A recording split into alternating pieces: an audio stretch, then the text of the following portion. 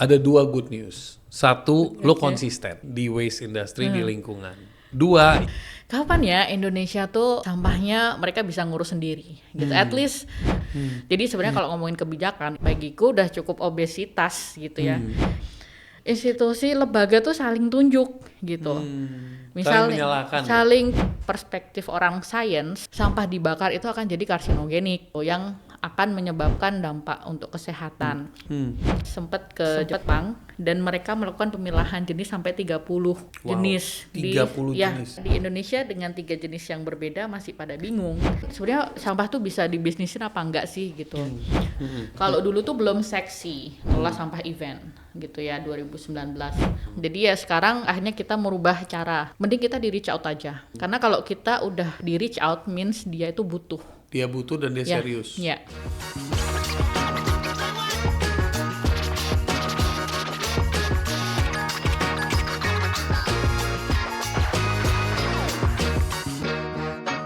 Welcome back to Big Thinkers. Hari ini gue kedatangan sahabat gue. Terakhir kita ketemu 2019. Openingnya khusus buat dia hari ini gue ketik, bro. Saya selalu percaya karakter seseorang kelihatan dari masalah yang dia pilih untuk selesaikan. Ada yang memilih membangun aplikasi, ada yang memilih untuk investasi, ada yang memilih untuk membangun restoran. Tapi tamu kita hari ini memilih sesuatu yang mungkin sebagian besar dari kita justru ingin cepat-cepat buang, yaitu sampah. Dan dari sesuatu yang dianggap tidak bernilai, beliau berhasil membangun gerakan yang memberi manfaat bagi lingkungan, masyarakat, dan masa depan. Mari kita kenalan dengan Lita. Welcome, the founder of Waste Hub. Halo. Masih jawabnya kagok apa. deh, masih kagok deh, habis 6 tahun deh. Iya. Masih Bingung kagok. balasnya kayak gimana. Iya. Iya. Gue lagi lihat nih, 336.000 people educated, 173 ton waste managed, itu belum diupdate kayaknya ya. 85 projects handled, sama 2,8 ribu, berarti 2.800 green job members. Yes. Wow. Itu lumayan update. Ada beberapa update lagi tapi Iya. nggak banyak. So what's happening, man? What's happening after 6 years? 6 years before COVID ya, Iya. berarti ya. Banyak hal tapi tetap sama sih Mas, ngurusin sampah sampai sekarang. Ada dua good news. Satu, lo Oke. konsisten Oke. di waste industry, di lingkungan. Dua, you got married. Iya, dulu kan masih galau ya. Iya, masih galau ya. Dulu she was very very very difficult to choose. She was going through a lot of checklists in her head. Ya benar banget. benar banget. Ya. Kebetulan hari ini hadir Lita juga ditemani sama suaminya. Jadi gue ngomongnya harus hati-hati gitu. Tapi belum paham bahasa Indonesia. Oke. Walaupun Ya paham udah. sih, paham. Lit, Iya. jadi gimana Waste Hub ini, apa yang membuat lo konsisten? Ini satu bidang yang nggak gampang. Nggak gampang dan nggak akan selesai sih. Jadi aku masih ingat banget nih Mas Sunil. Baru 3 minggu lalu pulang ya. Jadi kan aku baru pulang dari Australia. Jadi salah satu orang bilang, narasumber kami, kan orang itu baby born pasti butuh sesuatu yang dibalut, contohnya kain. Sampai dia kalau meninggal kan di kain kafan juga ya. Betul. Dan itu juga pasti ada sesuatu yang ditinggalkan. Sama halnya sampah sebenarnya. Jadi sampah itu ya dari awal kita bikin dan mungkin H-1 kiamat juga masih ada sampah. Oke. Gitu. Jadinya kalau ngomongin sampah tuh ya kan selamanya gitu. Cuma PR-nya sekarang kan ya banyak masalah-masalah ya. Dan sebenarnya kalau ngomongin sampah tuh udah banyak belajar sejak zaman kuliah. Jadi around 2010. How many years? 16 years Yeah. ngomongin sampah, belajar terkait sampah, masalahnya apa-apa Yeah. aja. Dan sebenarnya mulai ke trigger bangun Waste Hub itu waktu dulu sempat ada exchange programs di Amerika Serikat. Waktu dulu masih mahasiswa. Terus selama di sana 5 minggu belajar terkait lingkungan dan juga pengelolaan sampah. masih dreaming aja, masih bermimpi. Kapan ya Indonesia tuh sampahnya mereka bisa ngurus sendiri gitu. At least kalau di sana kan untuk waste segregation, pemilahan sampah tuh udah cukup bagus. Sampai mindsetnya orang pun juga reductions atau mengurangi. Iya, betul. Kalau di Indonesia kan ya boro-boro masih bakar sampah ada, Iya. kemudian buang di laut juga ada. Dan Iya. kebetulan sejak 2020 mencoba untuk scuba dive, ngambil beberapa sertifikasi, that's happen. Di bawah laut tuh banyak banget sampah plastik. Wow. Jadi itu semakin ke-trigger gitu. Jadi masalah sampah tuh kompleks banget. Nggak bisa cuma let's say bangun waste hub aja, tapi gimana cara masyarakat Indonesia tuh melubah pola pikir gitu. Jadi ya harapannya ya bisa banyak belajar gitu ya, dan juga bisa banyak kontribusi di lembaga yang sekarang sedang kubangun gitu. Oke. Dan dalam proses menjalankan ini secara 6 tahun secara konsisten, Iya. pernah nggak di tengah jalan tuh pengen give up? Kayak gue capek nih sama manusianya lah, politiknya lah, Iya. apa namanya? Kalau kita policies-nya lah, gitu. Iya, jadi kalau ngomongin policy dulu kali ya, karena ini bahasanya ngomongin sampah itu udah ada kebijakan sejak tahun 2008, dan ini pun bisa dibilang itu ada saat ada namanya TPA Lui Gajah ya, meledak gitu ya, 2005 yang akhirnya ratusan orang meninggal di TPA itu, terus ada kebijakan 2008. Jadi sebenarnya kalau ngomongin kebijakan itu bagiku udah cukup obesitas gitu ya. Karena kenapa sampai sekarang pun banyak peraturan baik level nasional, kemudian level kabupaten, kota, provinsi udah banyak. Tinggal PR-nya gimana sih ada law enforcement, gimana ada kebijakan yang memang bisa diukur, kemudian juga bisa dicek apakah diimplementasikan apa enggak gitu ya. Karena case-nya dari kebijakan yang ada belum banyak nih gitu. Belum lagi political will ya dari si pemangku kebijakan itu, karena pasti setiap 5 tahun kan berubah priority gitu ya. Itu yang pertama gitu. Terus yang kedua gitu ya, sebenarnya ngomongin sampah juga masalahnya ada banyak. Jadi kita juga harus melihat 360 degrees ya, 360 derajat. Karena masalahnya sebenarnya nggak hanya peraturan aja ya, kayak gitu. Jadi ya sampai sekarang pun masih mengulik gitu ya. Kenapa sih sistem Indonesia unik banget gitu ya? Dari ratusan juta orang penduduk, masalahnya selalu sama gitu ya. Padahal peraturannya udah lama, 2008 gitu. Jadi ya itu yang membuat aku semakin ke-trigger untuk terus belajar gitu. Oke, coba Lita educate me. Kita pakai komparasi dulu yang kontras. Negara mana yang so far menurut Lita udah cek yang pengelolaan sampahnya terbaik dan yang terburuk?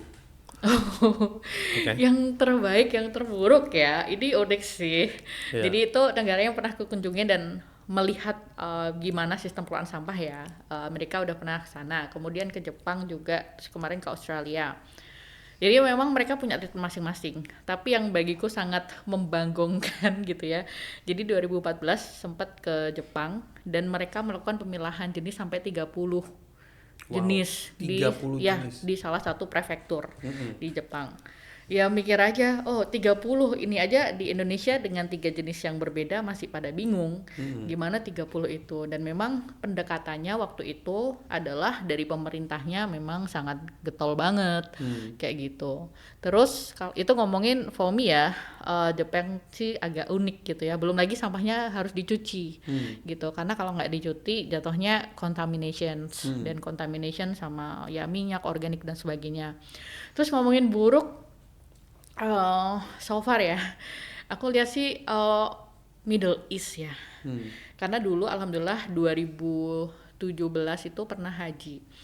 Waktu haji, waktu itu setelah wukuf di Arafah, kemudian kembali lagi ke Masjidil Haram, sampahnya tuh udah sangat mengerikan banget, terutama sampah makanan ya. Terus kemudian juga sampah di jalanan tuh udah pada terbang gitu ya. Wow. Gitu. Jadi kayak so far sih kalau aku lihat Middle East tuh some Middle East countries tuh masih agak berantakan sih waste manajemennya. Kayak gitu. Jadi Indonesia masih kategorinya masih jauh Hampir lebih sama baik. sih Oh, hampir sebenarnya. sama. Hampir sama. Cuma ya ada awareness ya, masih Oke. lihat ya gitu. Oke, nah sekarang tadi kan lu ngomong dari 2 negara itu. Ya, Itu kan dari cara mengelolanya. Sekarang kita ngomong mindset manusianya. mindset. Oke, mindset tetap sih aku suka orang Jepang. Oke. Terus abis itu suka orang US waktu sorting gitu. Jadi mereka tuh rela berbondong-bondong ke unit daur ulang. Kalau di sini mungkin di Indonesia bilangnya lapak atau pengepul untuk bawa sampah mereka gitu. Jadi contohnya aku ambil contoh minum Mama Sunil gitu ya, botol plastik sama mereka udah dipilah terus dibawa ke unit daur ulang. Jadi mereka nggak nunggu dijemput. Kalau di Indonesia kan biasanya, oh kita udah bayar biaya retribusi ya urusan dia mau Iya, ngangkutnya gimana. iya. Tapi mereka tahu bahwa this waste itu ada value-nya. Contohnya gelas plastik atau botol plastik. Ya mereka ke tempat daur ulang karena tujuan mereka adalah menyelamatkan sampah itu. Oke. Gitu. Terus Australia juga gitu. Jadi mereka juga berbondong-bondong ya gitu. Apalagi ada insentif di situ. Jadi itu yang unik banget gitu ya. Jadi mereka punya box setiap area gitu ya. Dan ada 10 sen Australian dollars kalau memasukkan botol plastik itu, dan itu kayak bahasanya under controls, under pemerintah. Kalau di sini kan banyak sebenarnya di Indonesia ya, tapi modelnya swasta yang mengelola. Iya. Kayak gitu. Kenapa pemerintah nggak bisa membuat itu? Kan gampang ya bikin box-box begitu. Iya, gampang. Cuma kan banyak apa ya, orang bilangnya tuh banyak keinginan gitu ya, dan pasti mereka ada kebutuhan masing-masing. Belum ada satu serentak priority bahwa this issue tuh urgent gitu. Itu Oke. juga dari masalah Tapi menurut besar. lo di Indonesia itu kategori urgent atau cuman di area-area tertentu kayak berita-berita yang di Bali banyak banget sampah tempat wisata atau Iya. Jogja atau gimana misalnya gitu? Sebenarnya urgent banget ya gitu, karena ya tadi peraturannya udah sejak 2008, sekarang 2016. No, 2026 sekarang. Oh iya benar 2026. Iya. Berarti berapa tahun? 17 tahun ya? Iya, Iya, 18 tahun. 18 tahun lah. Iya. Masih kayak gitu aja Iya. gitu ya. Dia bisa dibilang memang penduduknya juga banyak ya. Itu juga Iya. jadi tantangan utama ya Dan sebenarnya. jumlah sampah selama 18 tahun, jumlah tipe-tipe Ya, sampah yang muncul, apalagi kayak semenjak ada marketplace, Ya, itu dan itu semakin banyak. plastiknya kan packaging dan sebagainya kan Iya, makin dan banyak. sekarang tuh lagi banyak isu. Waktu itu tuh bulan kemarau lah ya, musim-musim kemarau. Kan banyak TPA yang kebakaran. Dan kebetulan kami kan tinggalnya di Bali. Dan sebenarnya berapa menit ya? Sekitar 15 menit lah sama TPA gitu ya. Pernah suatu ketika tuh waktu kita perjalanan tuh ya karena kebakaran ya sampai di mana-mana gitu. Dan kalau lagi musim kemarau kan pasti yang terjadi di Indonesia kayak gitu. Jadi kebakaran bukan karena the only deforestation, pasti juga kebakaran, tapi juga masalah sampah. Apalagi kalau sekarang di Jakarta kan Bantar Gebang udah sangat mengerikan ya. Itu juga jadi salah satu case sebenarnya. Dan sebenarnya tinggal nunggu bom waktu aja, karena kan di dalam TPA itu ada gas metan yang dia juga bisa meledak. Dan jangan sampai ada tragedi Louis Gajah lagi kayak 2005 yang meledak dan ratusan orang meninggal ya. Oke. Gitu. Wow. Menurut lo waste ini adalah bisnis yang menggiurkan, makanya terlalu banyak pemain yang tidak membuat ini supaya rapi, atau apa? What is it? Itu salah satunya jawabannya. Karena kenapa? Sekarang let's say kan sebenarnya yang mengelola sampah ya, kalau ngomongin pemerintah kan ada dua. Jadi ada yang bagian pengangkutan sama ada fasilitas. Nah pengangkutan itu ya secara langsung dibawa ke TPA. Nah selama itu masih gitu. Jadi dipilah tuh nggak ada, dipilahnya di TPA. Padahal kalau sampah udah di TPA itu udah sangat contamination dengan berbagai macam jenis.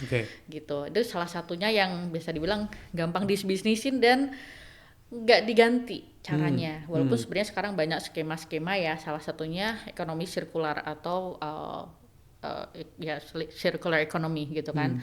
Circular economy itu misal sortir, pemilahan dari awal dan memang harus dikurangi juga dulu. Setelah pengurangan kemudian dipilah, didaur ulang, baru yang masuk ke TPA itu sebenarnya residu aja. Residu tuh apa sih? Residu tuh sampah-sampah yang memang tidak bisa dikelola lagi gitu. Contohnya ada beberapa daerah tuh tipe-tipe residunya macam-macam ya. Kayak contohnya di Jawa styrofoam itu di Jawa bisa dibilang daur ulang. Tapi kalau udah di luar Jawa itu masuknya residu. Kok Oke. bisa? Karena di area Jawa tuh banyak pabrik-pabrik yang menerima bahan baku styrofoam untuk Oke. menjadi raw material lagi. Tapi kalau di luar Jawa, contohnya di Bali, NTT, NTB itu Nggak nggak ada pabrik. facility itu. Ya nggak ada Iya. facility itu. Jadi definisi residu tuh setiap daerah Beda-beda beda-beda. karena fungsinya. Ya fungsinya, terus kemudian juga bagiannya dan sebagainya. Terus ngomongin sebenarnya sampah tuh bisa dibisnisin apa enggak sih gitu. Tergantung gitu, karena bisa dibisnisin selama dia bervalue atau bernilai. Tapi cara menilai itu juga perlu spesifik. Karena contohnya ya, karena dulu sebelum di Westhub sempat bekerja di perusahaan pabrik daur ulang, terutama ocean bound plastic. Jadi memang fokusnya di oceans untuk menanggulangi sampah di laut. 3 tahun di sana keliling pabrik-pabrik daur ulang di Indonesia dan juga Malaysia. Ngomongin contohnya satu pabrik daur ulang. Jenis botol plastik itu ada 3-4 grade. Ada grade yang paling bagus sama grade paling rendah. Grade paling bagus tuh ya misal dari botol plastik udah diambil labelnya dan tidak ada kontaminasi tuh namanya grade paling bagus. Tapi dia akan jadi grade paling buruk kalau udah ngambilnya dari TPA. Makanya kita ada traceability, kita cek dia tuh sumbernya source-nya dari mana. Kalau dia source-nya dari TPA, ya dia grade paling buruk. Kayak gitu. Jadi itu juga unik. Kalau grade A ya pasti bisa dibisnisin, apalagi kan sekarang harga minyak lagi naik. Dulu saya masih ingat banget per kilo, let's say PET plastik tuh botol plastik ya, botol plastik sekali minum tuh masih 5.000 6.000 per kilo. Sekarang tuh udah bisa mencapai 9.000 10.000 kayak gitu. Wow. Bisa dibisnisin dengan syarat ya, gitu. Cuma ya cara bisnis orang beda-beda ya. Benar. Gitu. Tadi you lagi ngomong soal melihat sampah itu dari 360 derajat. Apa sih matriks atau elemen-elemen yang perlu dilihat? Oke, jadi sebenarnya lihatnya tuh dari 360 itu ya minimal banget tuh aku lihat dari 5. Pertama, kebijakan gitu ya. Jadi contohnya dalam suatu desa dia udah ada kebijakan. Tapi kenapa sampahnya masih kayak gini? Padahal let's say kebijakannya itu adanya bank sampah setiap dusun atau RT RW. Udah ada kebijakannya. Terus kenapa nggak jalan?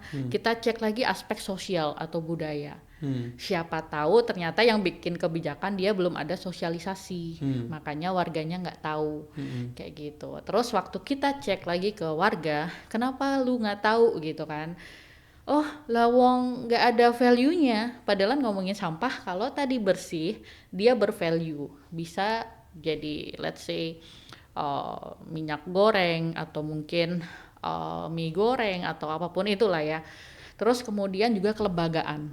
Karena setahu saya selama beberapa daerah dikunjungi gitu ya, ke desa-desa, institusi lembaga tuh saling tunjuk gitu. Misalnya saling ya benar. Siapa sih sebenarnya yang ngelola sampah, mau BUMDes, mau dinas gitu kan. Jadi tuh nggak clear, nggak duduk bersama gitu. Terus yang terakhir juga memang perlu banyak edukasi ya ke masyarakat dan juga behavior setiap orang, setiap treatment tuh beda-beda. Contohnya tuh kemarin kita habis ngobrol sama salah satu desa, kepala desa, dengan neneknya bilang, oh ya kalau sampah biasanya sih kami bakar aja gitu. Tapi kalau ngomongin perspektif orang sains, sampah dibakar itu akan jadi karsinogenik gitu, yang akan menyebabkan dampak untuk kesehatan. Tapi kita harus tanya, kenapa Pak Kades sampai bilang gitu gitu. Ya saya nggak tahu masalahnya sampai ke kesehatan gitu. Makanya harus dicek, kayak divalidasi beberapa aspek itu. Seperti itu. Makanya lihatnya harus 360 dan kita nggak bisa nyalahin tuh. Nggak bisa langsung tunjuk lu begini, lu begitu, nggak bisa ya. Tapi poin gua adalah simple. Misalnya kalau kita ngomong membawa sebuah perubahan, itu kan tidak bisa di skala besar. Yes. Harus ada piloting. Ya. Misalnya di desa kecil, terus nanti di skala apa? Kabupaten mungkin. Iya, kabupaten kota. Kabupaten. Atau kelurahan kecamatan. Kelurahan dulu betul, kelurahan kecamatan. Artinya pada saat kayak sekarang kan ada satu yang sempat viral tuh RT yang di Tanah Abang kalau nggak salah ya. Itu kan dia bikin RT-nya dia itu clean sampai selokan buat airnya itu Iya. bersih banget, ada ikan lelenya dan sebagainya. Itu kan artinya sesuatu yang doable kan. Iya, betul. Kenapa nggak bisa repeatable? Kenapa nggak bisa replicatable? Kenapa nggak bisa? Karena di setiap RT, RW, kecamatan, kabupaten, belum tentu si kepala daerah itu, misal kepala Concern RT, about concern about that. Oke. So they don't Peduli. care. Ini soal udah kesadaran dan kepedulian ya. Kesadaran, kepedulian dan juga priority. Oke. Gitu. Mau ribetnya nggak? Ya, mau ribetnya nggak, mau Oke. merubah nggak, belum lagi let's say sudah masa jabatan selesai 5 tahun, belum nextnya belum tentu kepala daerahnya kalau misal udah bagus tuh let's say dilanjutin sama dia karena balik lagi bukan priority dia. Kayak gitu. Jadi ini udah ngomongin tentang leadership ya? Ya, leadership priority juga. Bukan people awareness lagi ya? Enggak lagi. Kecuali dia memang great leader, dia Iya. bikin people-nya aware. Iya. Jadi siapapun pemimpinnya, people di kompleks Iya. itu mengutamakan itu. Betul. Oke. Gitu, dan secara nggak langsung kan harus satu komando ya. Gitu. Sesimpel nih sebagai aku orang muslim gitu kan. Belum tentu semuanya aware gitu ya terkait isu ini gitu. Padahal kan kalau di agama kan diminta untuk menjaga lingkungan. Tapi untuk membreakdown untuk menjaga Maksudnya menjaga lingkungan tuh apa sih? Gimana itu nggak semua paham. Gitu. Wow. Dan good things tuh ingat banget waktu itu tuh kita membuat satu program di masjid cuma ngasih tong sampah aja, tong sampah untuk daur ulang aja. Ternyata sekarang ada beberapa masjid yang duplicate. Itu bagi kita at least dengan level awareness mereka udah mulai paham kayak gitu. Dan ya kita berharap tuh misal masuk khutbah gitu ya atau mungkin masuk di gereja terkait informasi ini ya biar semuanya tuh menjadikan isu ini tuh isu yang priority. Oke. Gitu. Jadi sekarang nih memang sedikit sekali ya pemaparan atau konten-konten yang ngebahas tentang waste. Kontennya tuh banyak banget. Tapi gitu ya. tidak viral. Tidak viral. Viralnya tuh pernah banget dihujat salah satu ya followers atau netizen lah mereka bilangnya. Jadi ada sebuah konten mahasiswa KKN, dia bikin bahasanya insenerator. Insenerator tuh kayak sebuah teknologi untuk membakar sampah yang nggak ada asapnya. Oke. Tapi dia bikinnya tuh dari batako yang disusun. Iya, ini kayaknya di daerah ini gue tahu nih. Banyak. Tapi waktu itu sempat diangkat dari daerah Banyuwangi atau daerah mana gue lupa. Banyak sebenarnya Iya, gitu oke. ya. Jadi banyak. Terus ada juga model yang misal bikin tong terus dibakar ada gitu. Nah, itu aku komen bilang, "Kak, kalau bikin teknologi kayak gini pastikan ada izinnya. Maksudnya izin uji emisi lah minimal Iya, banget. Karena iya. kan kita nggak tahu letter ya." Gitu. Jadi khawatirnya mungkin tampak mata hilang gitu. Tapi padahal ya dihirup orang dan sebagainya. Iya. Terus habis itu ada kayaknya udah ratusan komen ngehujat aku karena lu siapa, yang penting kan sekarang bersih gitu. Jadi pemikirannya masih sampai Iya. situ, jadi nggak ada runutannya ya. Iya. Kok ya udahlah nggak apa deh. Ya emang sekarang level kita tuh masih kayak gitu. Masih yang penting bersih, bersih. bukan bersihnya ini bersih sehat, Iya. bersih nggak sehat beda lagi. Iya, gitu. Dan sometimes juga cara delivernya tuh beda-beda gitu. Kayak kan secara nggak langsung aku tuh masuk orang science ya. Nah, sometimes aku juga ngomongnya tuh masih terlalu science yang akhirnya orang awam tuh nggak paham. Dan kebetulan kan beberapa program WhatsApp itu kita lagi develop toolkit ya untuk pendampingan masyarakat terkait sampah tapi versi lokal.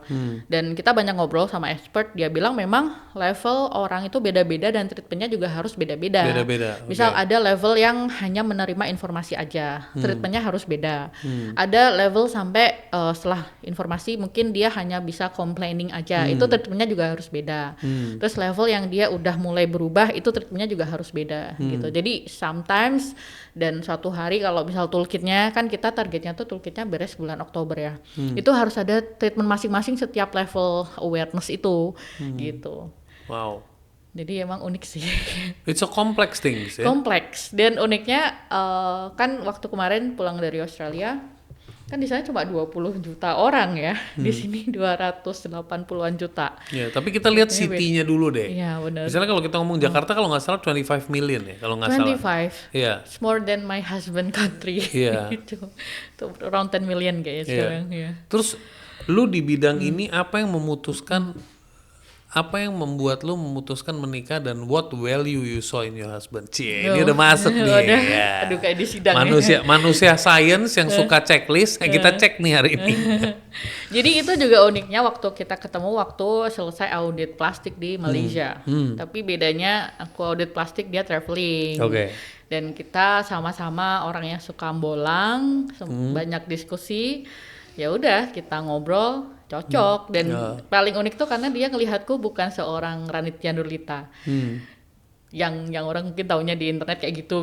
Tapi dia lihatnya ya Lita aja gitu, kayak you are ya normal, you gitu. Dia nggak lihat pencapaian, dia nggak lihat mungkin gimana vokalnya kalau di luar gitu. Ya intinya ya lu sebagai istri gue gitu. Itu juga ya gitulah ya, ketemunya. menjadi otentik lah ya. Ya, menjadi otentik. Dan lu juga dapat ruang menjadi diri lu. Ya, sampai sekarang juga selalu disupport. Kebutuhan apa juga selalu dimotivasi gitu ya. Dan sukanya karena akhirnya kan kita bikin peraturan di rumah gitu ya, harus memilah sampah. Jadi dia juga udah kalau sampah udah mulai penuh, terutama sampah daur ulang, kapan nih dibawa ke pengepul? Dia udah mulai warning gitu. Jadi akhirnya dia juga mulai berubah. Jadi ada satu disiplin baru yang diciptakan. Gitu. Lu sekarang tinggal kan di 2 kutub nih. Iya, 2 kutub. Ya kan? 2 benua. 2 benua. Iya, 2 benua bener. Iya. Jadi lu 6 bulan di Indonesia, 6 bulan di North Africa. Tunisia. Iya, Tunisia. Apa yang membuat lu memutuskan 6 bulan? Yang pasti alhamdulillah kedua orang kita semua masih sehat ya. Itu alasan pertama gitu ya. Terus juga belum tahu sih settle di mana. Dan karena di Indonesia kan cuma 2 musim, di sana kan 4 musim. Jadi sebagai orang yang nggak pernah merasakan 4 musim, suka aja di sana. Dan nggak banyak orang sih. Di sana tuh total tuh around 10 million people the whole country. Jadi kayak sepi banget gitu. Jadi kebanyakan kalau di sana tuh musim-musim winter yang cukup mindful ya. Karena kalau during summer tuh banyak orang-orang Eropa yang terbang ke sana untuk summer holiday. Jadi lu 6 bulan stres di sini, 6 bulan relax di sono. Ya, betul. Gitu. Ini lagi stres-stresnya. Stress recharge. Iya, ini lagi stres-stresnya karena WhatsApp lagi banyak banget project gitu ya. Ya ini fase stres sebenarnya. Nanti fase rilisnya waktu di North Africa lagi end of the year gitu. Gimana lu memanage? Lu kalau lagi di sana gimana? How do you lead your team? Jadi itu sekarang kita total tim, baik itu part time dan juga full time, total ada sekitar 20-an orang. Ini agak unik cara leadnya ya, karena sebelum di West Hub memang udah kerja online. Jadi sebelumnya udah ada remote dan udah ada leadernya yang ngajarin. Gitu. Dan salah satu bosku dulu ngajarin kalau lu kerja remote harus all documented. Maksudnya all documented tuh mulai dari reporting sampai meeting, satu buah kata tuh harus dicatat. Pokoknya everything itu administratively strict. Iya benar. Terus kemudian juga time differences. Nah, ya itu akhirnya belajar cara ngatur waktu, cara ngatur tim secara online, dan memang di awal kita bilang ke tim bahwa semua kita kerja online. Kita berarti tim lu deskriptif tipe-tipenya. Yes, tipe-tipe kita dan orang-orang kita ada yang tinggal di Balikpapan, ada yang tinggal di Bali, ada yang dari Padang, the whole country ada, dan semuanya online. Kita baru offline kalau pas lagi ke desa. Ngambil data, terus pas lagi handle sampah event, semuanya di lapang. Tapi kalau pas lagi itu online, dan kebetulan time differences-nya tuh 6 jam. Pasti ada pengorbanan karena biasanya aku bangun jam 2 pagi. Di Indonesia baru jam 8 gitu. Jadi time differences tapi so far aman aja sih karena udah biasa ya bangun pagi. Jadi tim bangun early jam 2 pagi. Terus tim jam 8 kan berarti di sini kan. Terus habis itu sukanya jam 12 sudah chill. Jam 12 kan berarti di sini jam 6 sore ya. Aku jam 12 udah versi nyantai banget. Udah bisa family time. Kayak gitu. Jadi so far ngelola tim waktu itu pernah uji coba 3-4 bulan di sana, all works. Gitu. Nice. Dan paling penting itu sih time differences, time management itu penting banget ya. Gitu. Gue masuk ke aliran energy management. Karena menurut gue kalau lo nggak bisa kelola energi lo bangun jam berapa aja lo bakal capek. Jadi pertama lo harus bisa belajar gimana mengelola energi. Di situ larinya ke emosi, baru waktu lo bisa jalanin. Karena dulu gue tipe yang mencoba merubah diri gue menjadi timely person, susah banget karena begitu gue masuk ke situ, gue nggak bisa mengelola energi gue. Iya. Jadi gue udah di waktu yang tepat, tapi energi gue nggak supporting. Iya. Dan ini gue appreciate banget dari cara lo sharing how you lead gitu. Nah, yang gue penasaran, selama lu jalanin beberapa project ini, ada nggak cerita project yang bikin lu greget tingkat dewa? Greget tingkat dewa ada. Jadi ada suatu project, kita projectnya konsorsium, jadi tidak hanya Wise Hub tapi beberapa lembaga.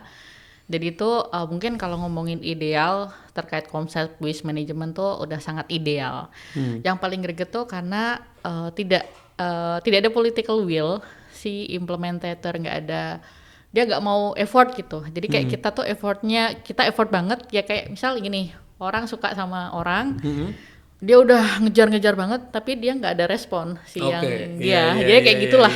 Kan rasanya capek banget ya, udah greget banget ya, ini kita out gitu. Kitanya udah all out, di sananya flat aja. Iya gitu. Jadi ya sekarang akhirnya kita merubah cara, kalau ada misal program-program yang mau kita dampingi, mending kita di reach out aja. Karena kalau kita udah di reach out means dia itu butuh. Dia butuh dan dia serius. Iya.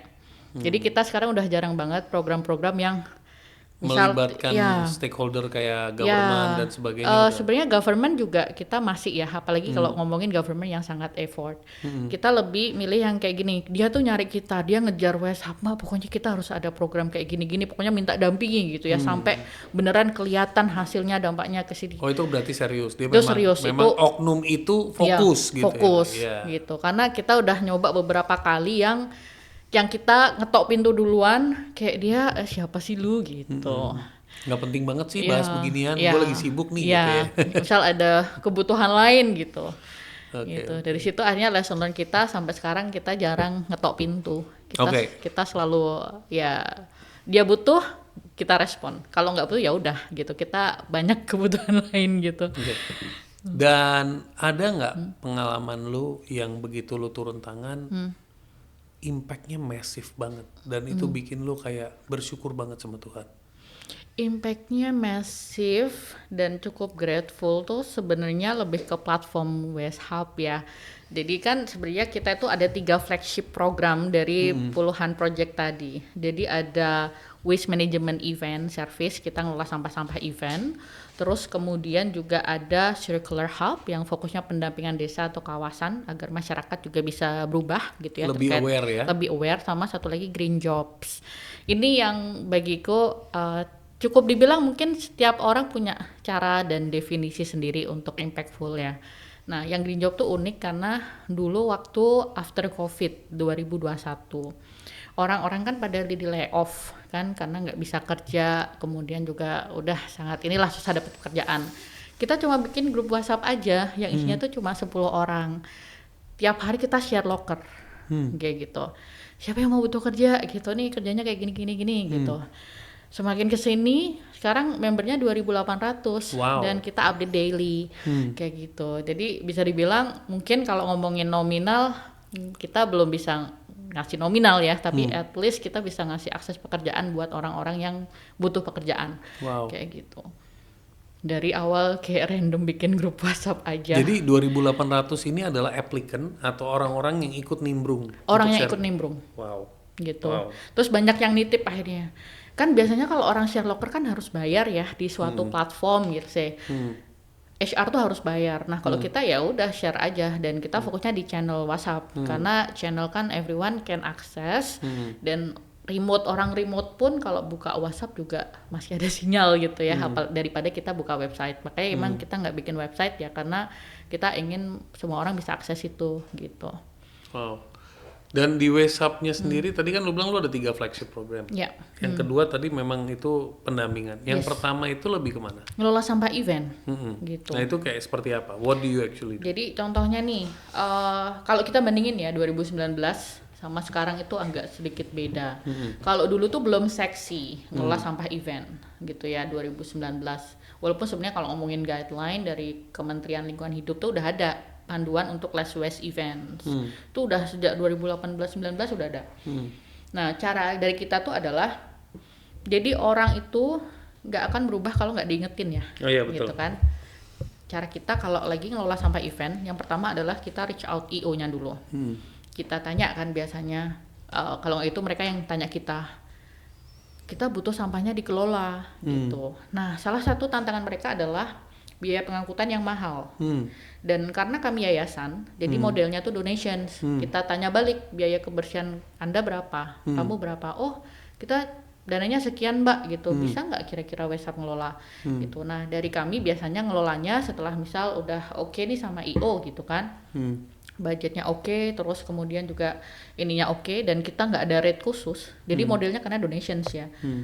Setelah itu waktu event kita provide manpower. Manpower tuh tugasnya cuma ngejaga tong sampah aja agar nggak kecampur. Ada 3 jenis, ada organik, daur ulang, sama residu. Organik kan nanti mau dijadiin kompos, black soldier fly, dan apapun itu sama mitra kita. Kemudian yang daur ulang kita bawa ke off-taker. Off-taker tuh kayak pengumpul lapak gitu, yang bisa dijual lagi, yang itu juga jadi profit. Walaupun sebenarnya kita nggak profit ya, karena harganya sangat rendah. Terus yang residu, dan kita bilang di awal IO-nya kita belum bisa kelola residu, jadi mereka harus responsible sama sampah residu mereka. Gitu. Nah, setelah setiap orang menjaga, misal Mas mau buang sampah, contohnya botol plastik gitu ya. Botol plastik itu tuh sebenarnya ada dua jenis sampah. Airnya harus dibuang dulu, kemudian botol plastiknya masuk ke daur ulang. Nah, kita biasanya tergantung beberapa titik ya, ya let's say 5 titik. Dan setiap titik itu ada 3 jenis. Nah, setelah 3 jenis yang daur ulang diangkut sama tim kita, disortir lagi. Contohnya sampah sedotan, tutup botol, kemudian label, semuanya dipisahkan. Terus habis itu selesai event, kita share ke IO, hasilnya sekian, silahkan bisa di-announce ke publik untuk pengunjung bahwa sampah yang terkelola sekian. Jadi modelnya real time. Karena biasanya kan nggak real time ya, karena kan mereka harus sortir dulu di facility. Kalau kita memang sortirnya di tempat. Langsung di tempat. Ya, langsung di tempat. Walaupun kita belum bilang 100% terkelola ya, karena kan kayak closing event biasanya kayak 2-3 jam sebelum semuanya selesai kan. Jadi itu kita juga state 70% sampah sudah dikelola dan akan dilanjutkan after event gitu. Udah habis itu kita reporting. Nah, reporting biasanya kita juga balikin lagi sampahnya ke mereka. Tapi menjadi other products gitu. Let's say tutup botol kan sekarang lagi rame tuh kayak bikin table gitu ya.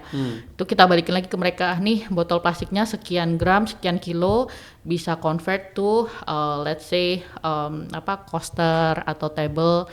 Nanti kita balikin ke mereka. Dan kita juga ngitung emisi karbonnya. Emisi karbonnya itu setara dengan sekian pohon yang mereka harus tanam.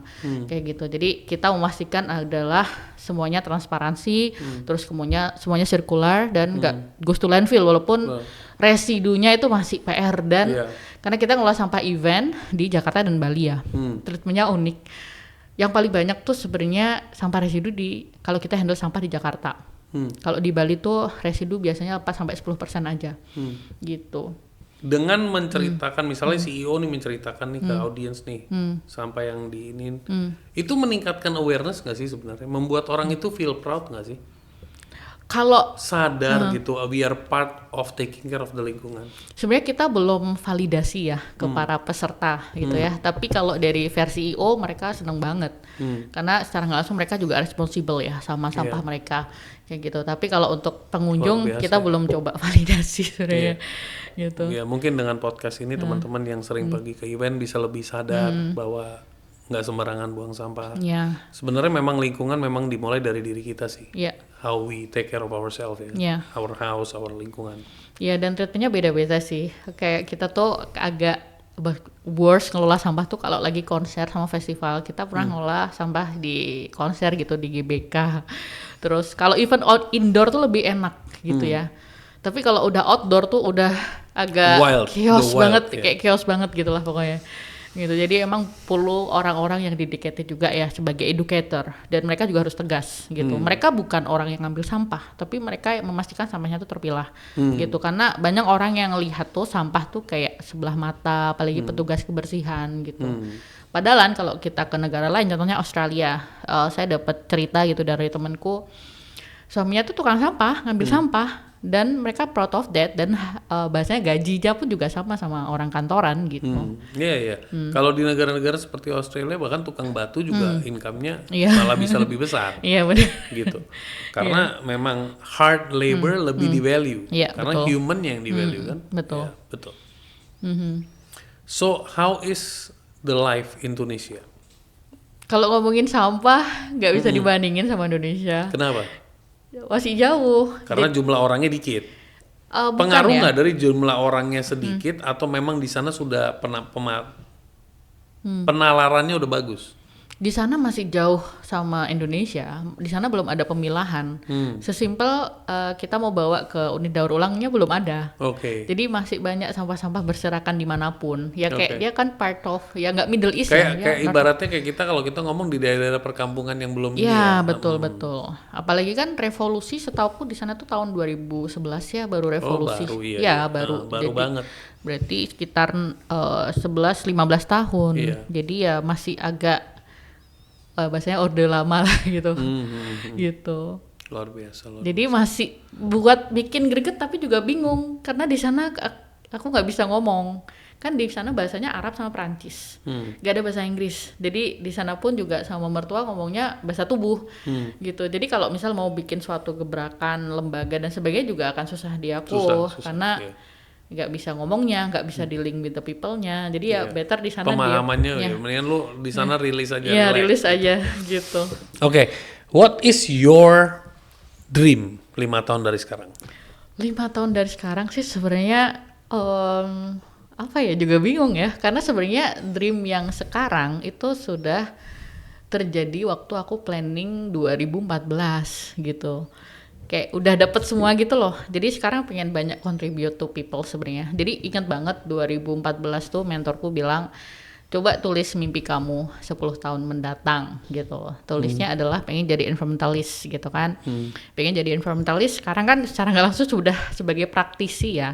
Dulu sempat kerja juga di PBB, jadi konsultan di UN.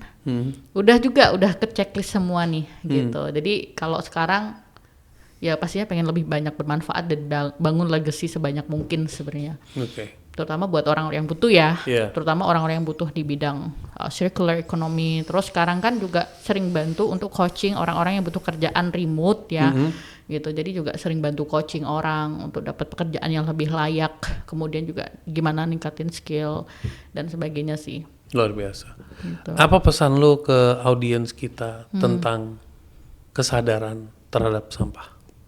Kalau ngomongin kesadaran, sebenarnya kita tuh harus berpikir ya, apa yang kita buat sekarang itu gak akan berakhir sekarang aja, tapi akan berakhir mungkin sampai in the future gitu. Makanya saat kita mau melakukan sesuatu, terutama kalau kita mau destroy the environment, sekarang kita harus mikir-mikir, karena sebenarnya yang ngerasain tuh nggak sekarang, tapi masa depan, the next generation, the next 1-2 generations. generation from now. Gitu. Dan kami pun ya kalau misal insya Allah dikasih keturunan, kita pun juga berpikir gimana caranya keturunan kami tuh mendapat udara yang bersih, nggak banyak sampah, jadi merasakan nature.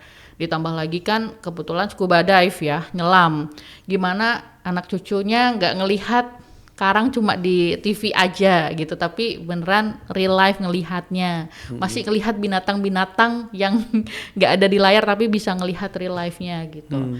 Jadi kita tuh harus mikir apa yang kita lakukan sekarang tuh akan berdampak in the future, jadi kita juga harus hati-hati dan juga harus menjaganya. Gitu.